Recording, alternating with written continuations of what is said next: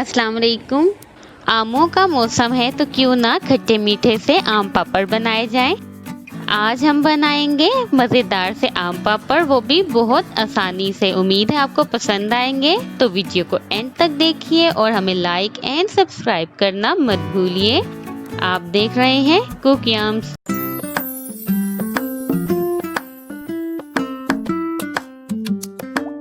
आम पापड़ बनाने के लिए हमने यहाँ लिए 1 किलो खट्टे मीठे से आम। ये देखिए, ये थोड़े से ग्रीन हैं और ये पूरी तरह से पके हुए नहीं हैं। हमने ये लिए। अब हम इनको पील ऑफ कर लेंगे, इनका छिलका उतार लेंगे और गुठलियाँ अलग कर लेंगे। और ये देखिए, सारा इनका पल्प जो गुदा है वो सब आपके सामने है। साथ ही हम ले रहे हैं यहाँ पर नमक, चाट मसाला, काला नमक और गरम मसाला। और साथ ही हम ले रहे हैं 200 ग्राम शुगर।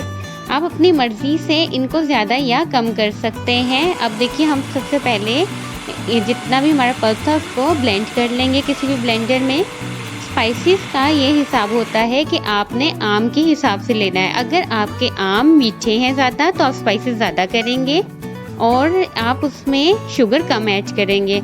और इसी तरह हमारे चूँकि आम जो है वो खट्टे हैं, इसलिए हम इसमें स्पाइसेस कम ऐड कर रहे हैं और शुगर ज़्यादा ऐड कर रहे हैं। तो ये आप अपने टेस्ट के अकॉर्डिंग लेंगे और हम आपको बताएंगे कि किस तरह आप इसको टेस्ट करके स्पाइसेस को ज़्यादा या कम कर सकते हैं किस स्टेज पे। अब देखिए, अब हमने इसको किसी एक पैन में ऐड किया और हम लो फ्लेम पे इसको पका रहे हैं और साथ साथ हम चम्मच चलाते रहेंगे।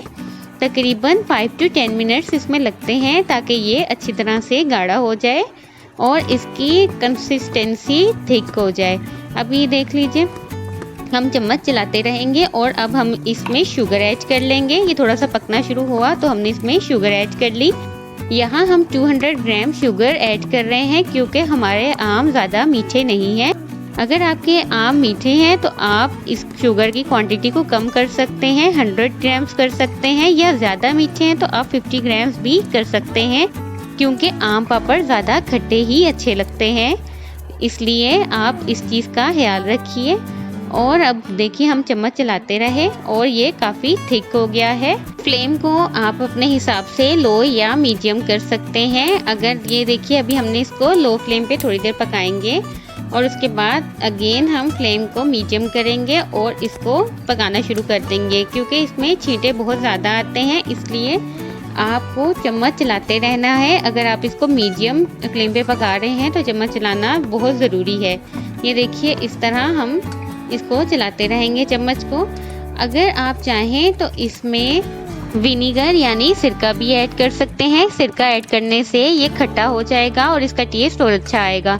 लेकिन जैसे आपको हम बता चुके हैं कि हमारे आम ऑलरेडी काफ़ी खट्टे हैं, इसलिए हम इसमें सिरका ऐड नहीं कर रहे। ये देखिए, हमने इसमें तमाम स्पाइसेस ऐड कर दिए हैं। अगर आप इसमें सिरका ऐड करना चाहें तो आप इसमें 2 to 3 टेबलस्पून सिरका भी ऐड कर सकते हैं। वो बिल्कुल एवरेज होता है, उससे इसमें खटाई बिल्कुल नॉर्मल आएगी। अगर आपके आम मीठे हैं तो आप उसमें 3 टेबलस्पून सिरका भी ऐड कर लीजिए। अब देखिए, स्पाइसेस ऐड करने के बाद ये इसने अपना कलर चेंज कर दिया है। इस स्टेज पे अगर आप चाहें तो स्पाइसेस को चेक कर सकते हैं। आप एक चम्मच में निकाल लीजिए और उसको टेस्ट करके देख लीजिए। अगर आपको स्पाइसेस कम लग रहे हैं तो इसमें मज़ीद ऐड कर लीजिए। यहाँ एक बात इम्पोर्टेंट है कि आम आपके खट्टे हैं या मीठे हैं, इस बात का पता आपको गुठली से चलेगा। आप गुठली को टेस्ट करके देख लीजिए। ये गर्मियों में बहुत ही मज़ेदार लगते हैं, इसको ज़रूर ट्राई कीजिए। और ये बनाना बहुत इजी है। देखिए, सिर्फ चंद इंग्रेडिएंट्स आपको इसके लिए चाहिए, आपको ज़्यादा चीज़ें भी इसमें नहीं चाहिए। अब देखिए, हमने एक ट्रे ली जिसमें हम इसको डिश आउट करेंगे। उसके लिए पहले हमने उसमें पॉलीथिन बैग लगाया और उसके बाद हम उसमें थोड़ा सा ड्रॉप ऑयल के डाले और इसको इवनली स्प्रेड कर देंगे अच्छी तरह से, ताकि जब हम इसके ऊपर पेस्ट ऐड करें तो वो इसके साथ चिपके नहीं। अब देखिए, बिल्कुल इसके साथ हमने रख दिया पॉलीथिन बैग इसके ऊपर, ट्रे के ऊपर। और अब ये हमारा आम पापड़ का जो पेस्ट था वो भी काफ़ी थिक हो चुका है। ये देखिए, हमने चम्मच से आपको दिखा दिया और इसने कलर कितना प्यारा इसका आ गया है और बहुत ये टेस्टी बनता है। और अब हम इसको थोड़ी देर पकाएंगे और फिर हम इसको बंद कर देंगे इसकी फ्लेम को और फिर इसको थोड़ा सा ठंडा होने देंगे। क्योंकि अगर आप गरम गरम को पॉलीथीन बैग पे डालेंगे तो वो सही नहीं रहेगा, बैग जो है वो सिकुड़ जाएगा। इसलिए हम इसको थोड़ी देर ठंडा होने देंगे, पहले तकरीबन 5 मिनट्स तक। बहुत ठंडा भी नहीं करना, सिर्फ 5 मिनट्स तक हम इसको ठंडा करेंगे और उसके बाद हम इसको उसमें निकाल लेंगे ट्रे में।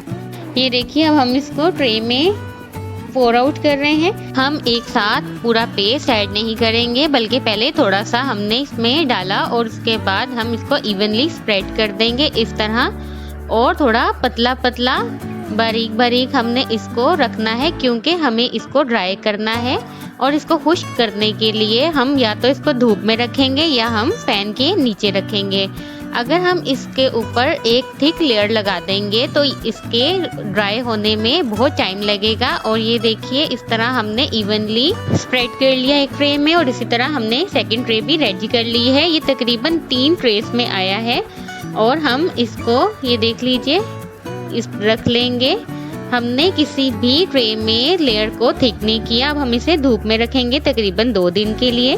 और अगर धूप ना हो तो आप इसको पंखे के आगे रख के ड्राई कर सकते हैं। अब देखिए आफ्टर 2 डेज ये बिल्कुल ड्राई हो चुका है। अब हम इसको देखिए निकाल रहे हैं इस तरह, और ये इजीली उतर रहा है। इस तरह हम हाथों की मदद से इसको उतार रहे हैं और ये देखिए कितना अच्छा टेक्सचर आया है इसका, और ये बहुत ही टेस्टी बना है। ये देखिए अब हम इसकी कटिंग की जानिब आएंगे।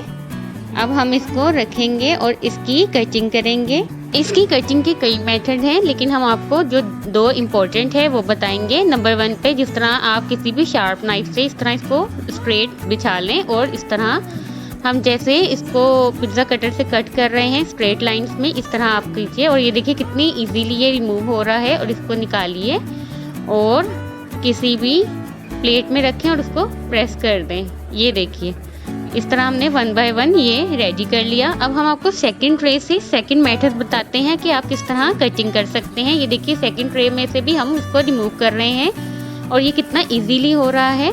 अगर आप इसको धूप में सुखाएं तो इसके ऊपर कोई कपड़ा देना ना भूलिए, क्योंकि आपको पता है कि धूप में काफ़ी ऐसी चीज़ें होती हैं मट्टी वगैरह जो कि इसमें नहीं आनी चाहिए, और इसलिए उसके ऊपर आप एक कोई कपड़ा दे सकते हैं। और देखिए सेकंड का भी कितना अच्छा कलर है।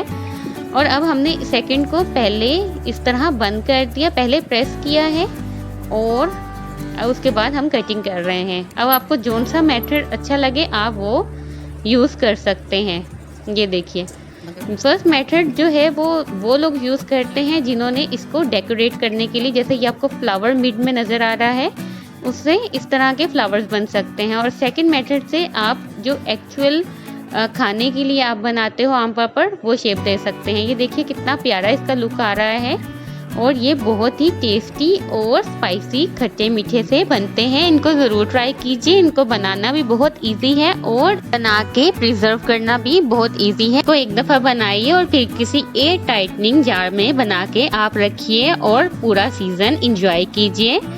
और इसको अगर आप चाहें तो फ्रिज में भी रख सकते हैं, उससे भी इसके टेस्ट में बिल्कुल चेंज नहीं आएगा। तो कैसी लगी आपको आज की रेसिपी ज़रूर बताइए, और इसे अपने फ्रेंड्स एंड फैमिली के साथ शेयर करना मत भूलिए। अपना बहुत ख्याल रखिए और देखते रहिए कुकी यम्स। अल्लाह हाफिज़।